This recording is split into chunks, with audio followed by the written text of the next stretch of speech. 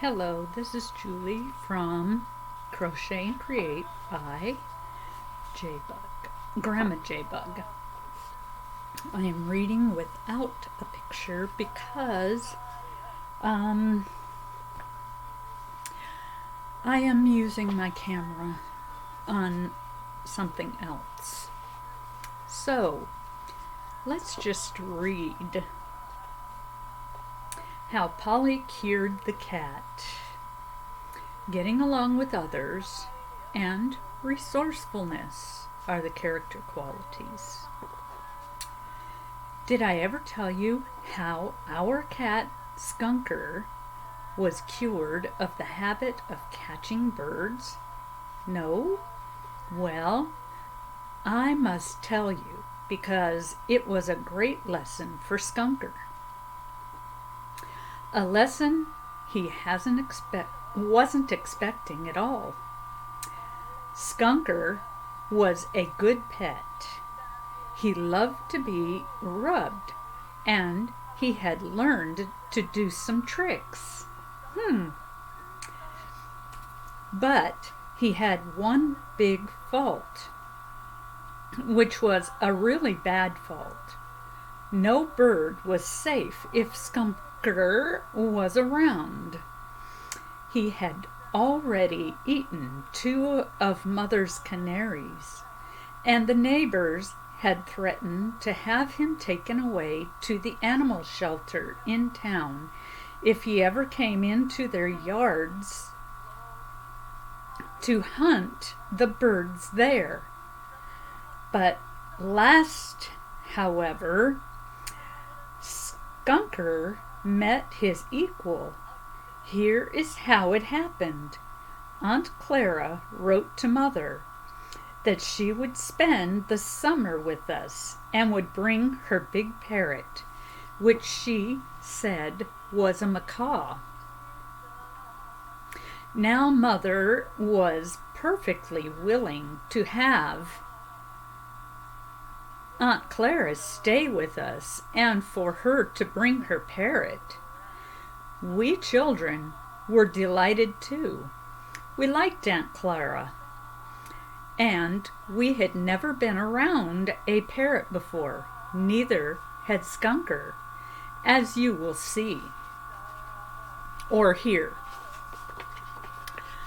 One day, Mother was busy getting Aunt Clara's room ready, and John and I were helping her. Suddenly, Mother stopped what she was doing.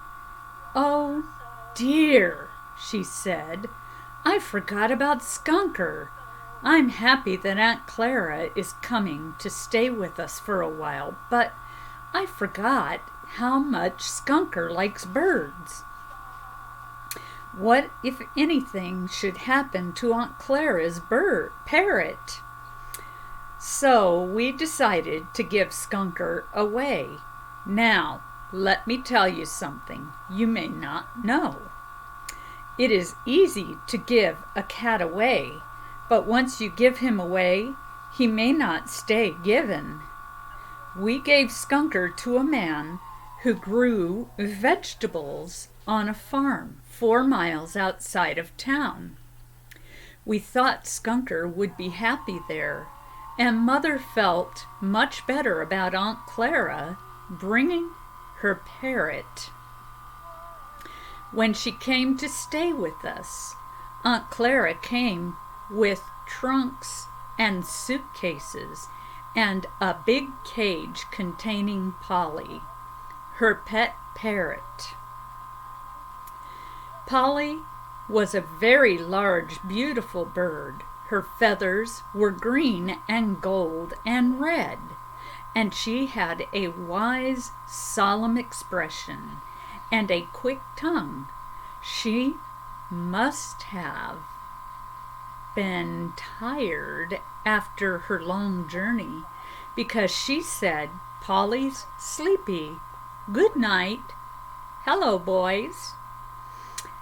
And she stretched her neck and legs to get rested.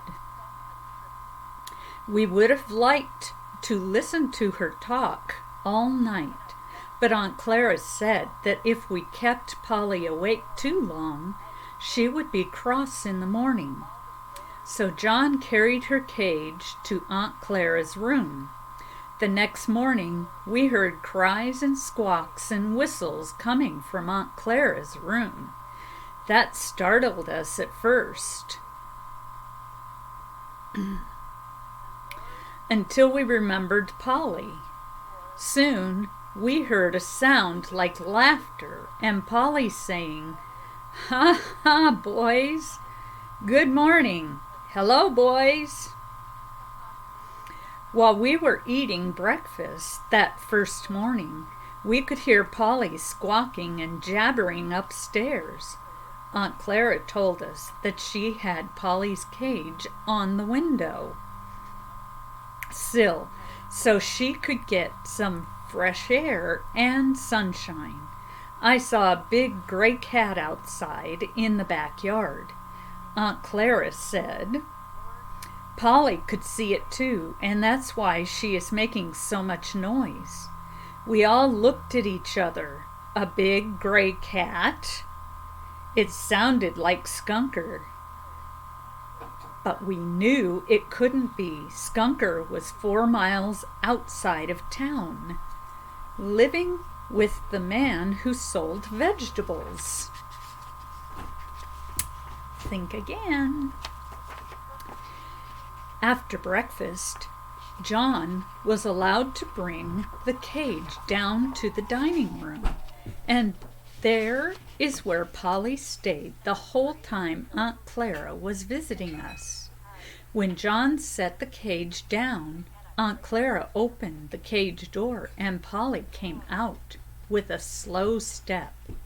She looked at us and said, "Polly wants a bath. Polly wants her breakfast. Hello, boys." She couldn't help but laugh.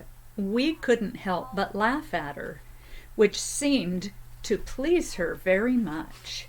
She sat near her cage holding a bit of bread in her claw. All at once she stretched her neck, dropped the bread, and called out, "Cat, cat!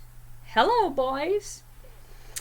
At the same time, she was looking intently at something that had appeared at the window.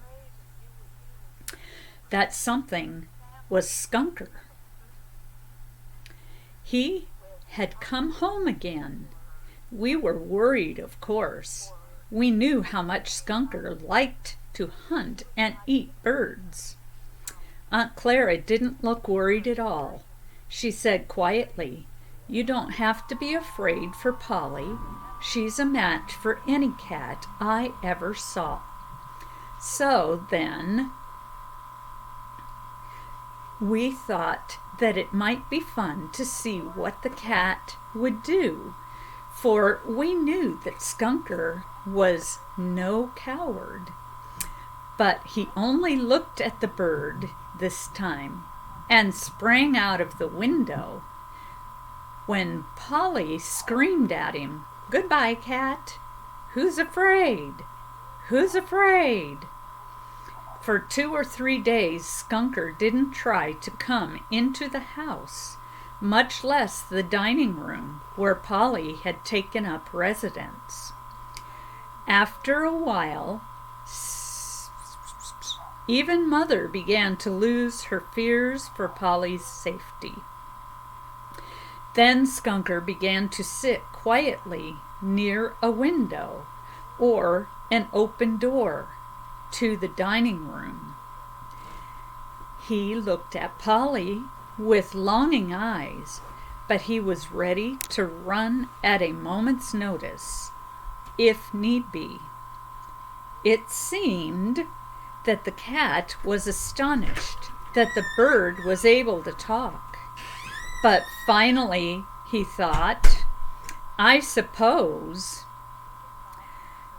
that she was only a bird after all, and he began longing for a meal that he had captured himself.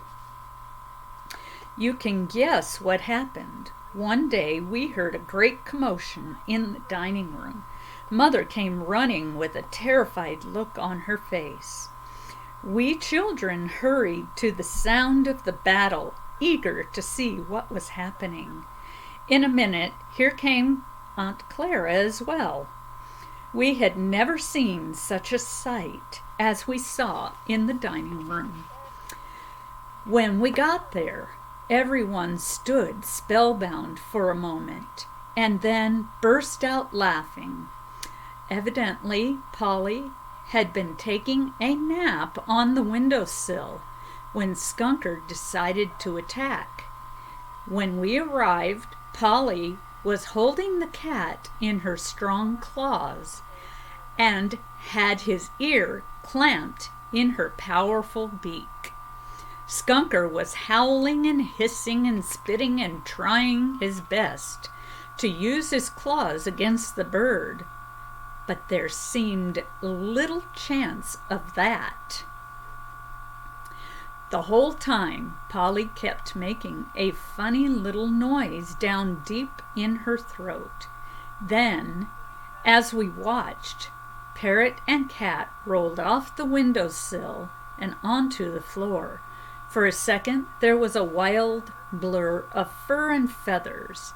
Then Skunker dashed madly past us and out the door. We could hear him spitting even after he reached the backyard. Polly picked herself up off the floor and began to smooth her ruffled feathers. Evidently, she was no worse for her tussle with the cat, but she was still very angry. She screamed after Skunker, "Cat! Cat! Polly's mad! Hello, boys!" She would hardly let Aunt Clara soothe her, and for 2 or 3 days she was irritable and quarrelsome. No one dared to say cat in Polly's hearing. Needless to say, Skunker was cured of his habit of hunting birds. A few days later, he came back home with a torn ear, but nothing could persuade him to go into the dining room. If he ever heard Polly's voice, he would put back his ears and slink away as quickly as he could. Okay, think about it, questions to talk about when you talk about this story with your parents or guardians or grandparents or whoever. Why do some animals, like cats and birds or cats and dogs, usually not get along happily together?